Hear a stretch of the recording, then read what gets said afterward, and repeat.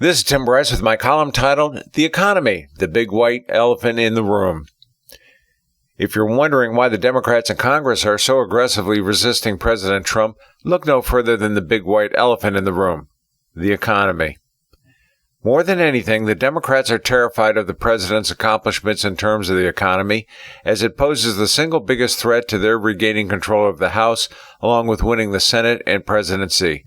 They've been putting on a full-court press against the president in the hopes the American taxpayer will forget the prosperity triggered by Mr. Trump's policies.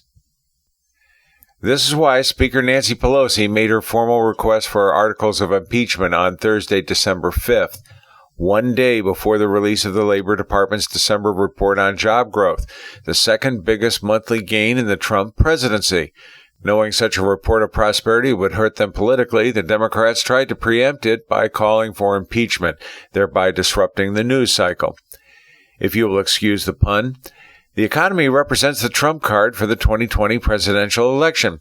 The Democrats have tried to run from it, take credit for it, say that it was a flash in the pan, even calling it a total failure. There's one problem. The Democrats are offering no alternatives other than socialism and skyrocketing taxes, which would likely cause the economy to go into a tailspin. The Democrats fully understand the political importance of a prosperous economy on the American public and know it is the biggest obstacle to their success, which explains why we are faced with an impeachment based on flimsy charges and evidence.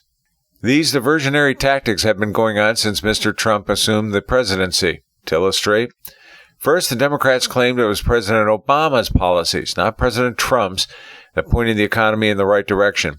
In reality, President Obama's true economic record doesn't come anywhere close to President Trump's, and the Democrats know this, but hope they can fool the public.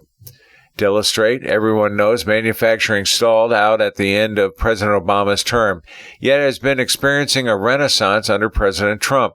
According to Barron's just 1 year ago, quote, 2018 was the best year for manufacturing job growth in the U.S. since 1997. Factories added 264,000 workers in 2018, up from 176,000 workers in 2017, end quote. It was even better in 2019.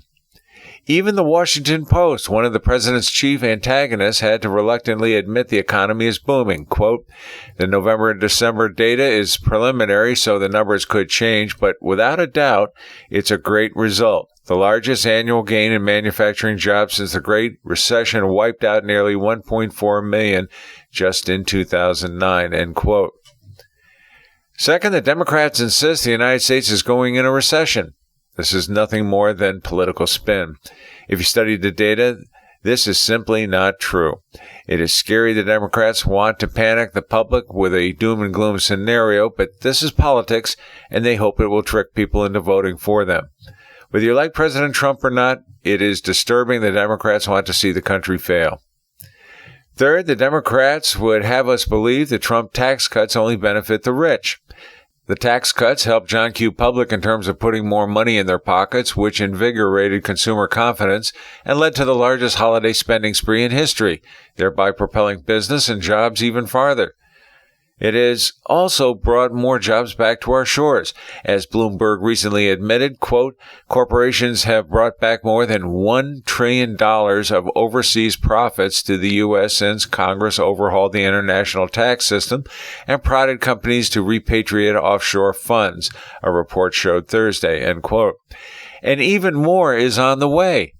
It is no small wonder the unemployment numbers have declined sharply, particularly for African Americans, Latinos, Asians, and women, which will help President Trump at the ballot box, all of which terrifies the Democrats.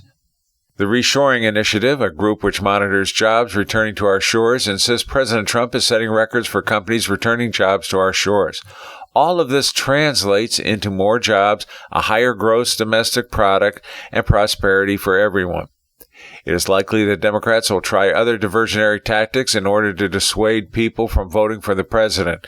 I suspect they will make some obscure claims that the stock markets, which have reached historic highs recently, will flounder and decline, or maybe claim it is slow and grew faster under Democrat administrations. They may also delay pending trade deals, all of which helps American workers. All of these false claims and political histrionics is aimed at diverting Americans from the big white elephant in the room, the economy, which will ultimately torpedo Democrat fortunes in the 2020 election, a year of reckoning for them. This is why they refuse to discuss it. We should be celebrating the economy as opposed to trying to torpedo it.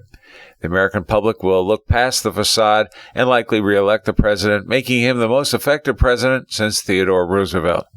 Just remember, it's the economy, stupid. Friends, keep the faith.